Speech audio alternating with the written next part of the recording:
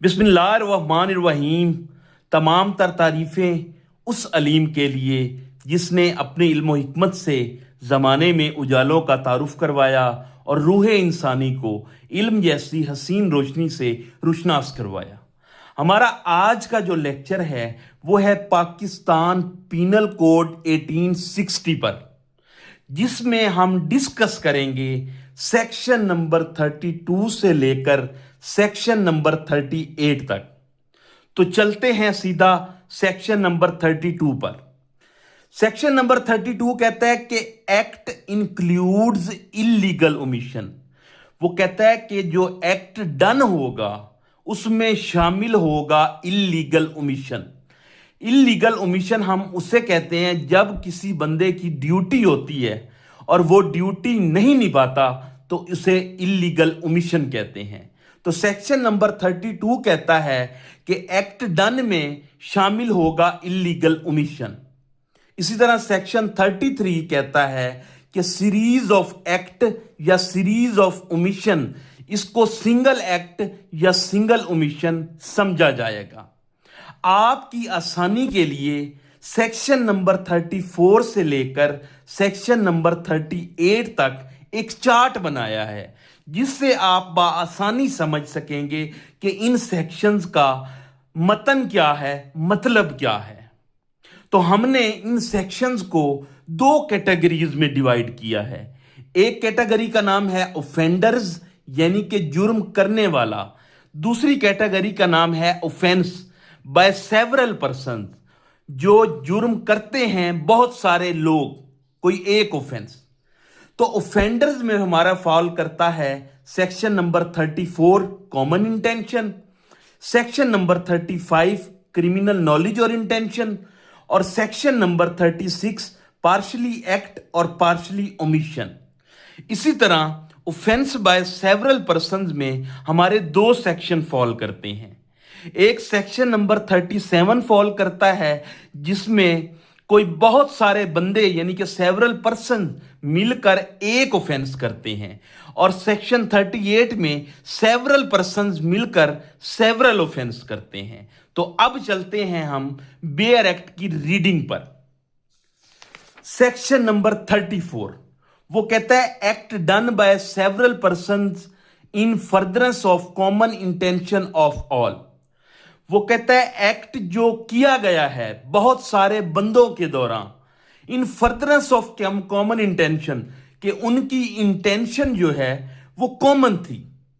ठीक है जी। वो कहता है when a criminal act is done by several person, जब भी कोई क्रिमिनल एक्ट बहुत सारे लोग मिलकर करते हैं इन furtherance of the common intention, और उनकी इंटेंशन भी क्या होती है, कॉमन होती है, सबकी, of all, each of such person, हर बंदा इज लाइबल, सजावर होगा, फॉर दैट एक्ट, उस एक्ट के लिए, इन द सेम मैनर, इसी तरह, as if it were done by him alone, जैसा कि उसने खुद ये ऑफेंस किया हो। सेक्शन 34 की एग्जाम्पल कुछ यूं है कि तीन बंदे रॉबरी प्लान करते हैं, उनमें से एक बंदा रॉबरी के दौरान किसी का मर्डर कर देता है। अब जो बाकी दो बंदे हैं, भले उन्होंने मर्डर नहीं किया, फिर भी वो मर्डर के लिए लाइबल होंगे। तो इसको हम कहते हैं कंस्ट्रक्टिव लाइबिलिटी। ठीक है जी।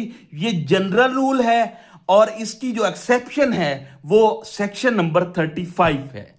सेक्शन नंबर 35 पर चलते हैं। उसकी वर्डिंग कहती है when such an act is criminal, जब वो एक्ट क्रिमिनल हो, बाय रीजन, किसकी वजह से, of its being done with the criminal knowledge, कि उसे क्रिमिनल नॉलेज से किया जाए, और इंटेंशन और क्रिमिनल इंटेंशन से।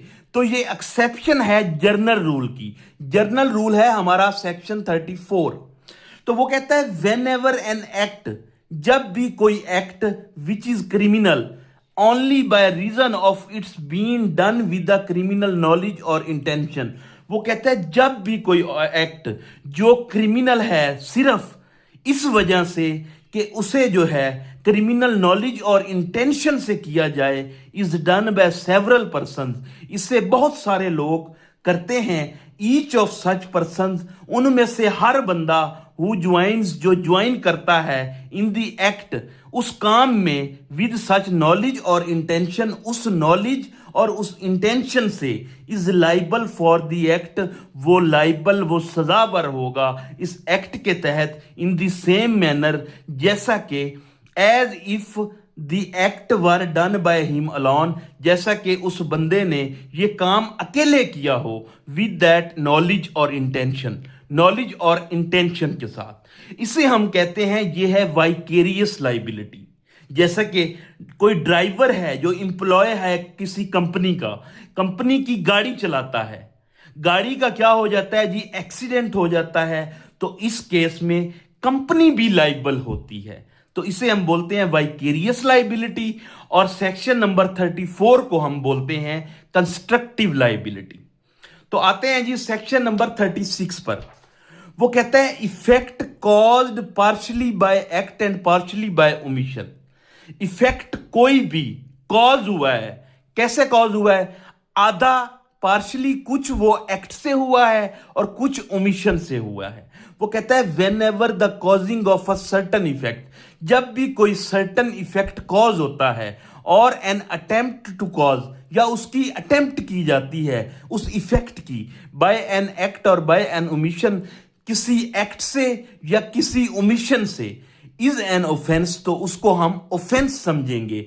It is to be understood, ये अंडरस्टूड होगा, that the causing of that effect, के उस काम के होने पर, पार्शली बाय एन एक्ट, जो पार्शली एक्ट से हुआ है और पार्शली ओमिशन से हुआ है, वो सेम ऑफेंस है।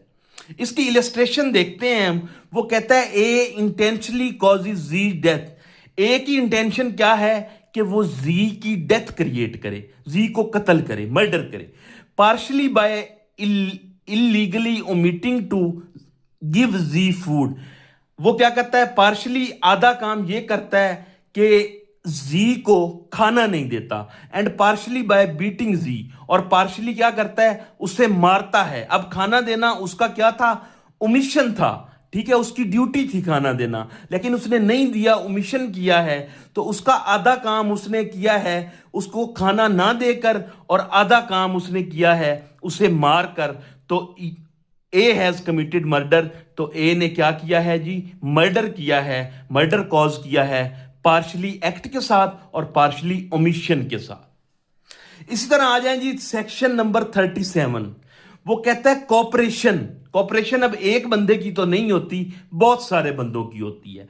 वो कहता है cooperation by doing one of several acts. Cooperation से जब एक से ज्यादा एक्ट्स किए जाएं, कॉन्स्टिट्यूटिंग एन ऑफेंस, तो वो कॉन्स्टिट्यूट क्या करता है, ऑफेंस को।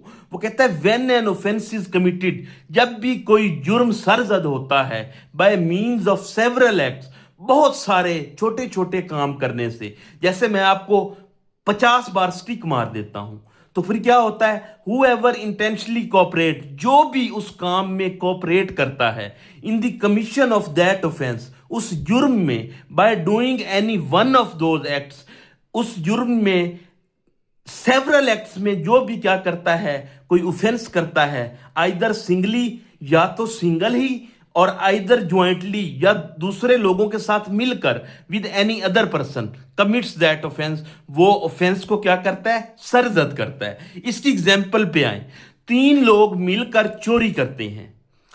ए जो है वो ताला तोड़ता है, बी जो है वो घर के अंदर जाकर सामान उठाता है, और सी जो है वो बाहर खड़े होकर गार्ड करता है। वो बाहर खड़े होकर देखता है कि कोई आ तो नहीं रहा। अब तीनों ने अलग अलग काम किया है, लेकिन क्राइम तो हो गया है ना, थेफ्ट हो गई है। अब थेफ्ट जो हुई है, इसमें तीनों बंदे सेम ऑफेंस के जिम्मेदार ठहराए जाएंगे। तो ये था हमारा सेक्शन नंबर 37। अब आते हैं सेक्शन नंबर 38 पर।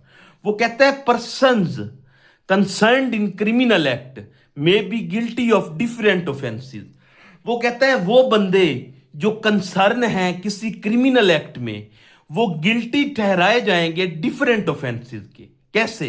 वो कहता है वेयर सेवरल पर्सन, जब जब बहुत सारे बंदे आर इंगेज होंगे और concerned in the commission of a criminal act, या क्या होंगे, कंसर्न्ड होंगे किस चीज में, कोई भी क्रिमिनल एक्ट करने के कमीशन में, they may be guilty of different offences, तो उनको सजा डिफरेंटली दी जाएगी by means of the act, उनके काम के हवाले से। जैसे कि ए और बी दोनों मिलकर सी को मारते हैं। अच्छा, अब ए का इरादा ये होता है, उसकी इंटेंशन ये होती है कि सी को कत्ल करना है, जबकि बी का इरादा ये होता है कि सिर्फ उसको हर्ट करना है। अब होता क्या है, सी मर जाता है। अब ए जो है वो लाइबल होगा मर्डर के लिए और बी जो है वो लाइबल होगा हर्ट के लिए या कल्पेबल होमिसाइड के लिए। यानी कि person concerned in criminal act में be guilty of different offences. जो पर्सन भी किसी क्रिमिनल एक्ट में कंसर्न्ड होंगे उनको डिफरेंटली जो है ऑफेंसेस में क्या किया जाएगा, सजा दी जाएगी या गिल्टी किया जाएगा। तो ये था हमारा आज का लेक्चर। ऐसे ही लेक्चर्स के लिए हमारे चैनल को सब्सक्राइब करें। शुक्रिया।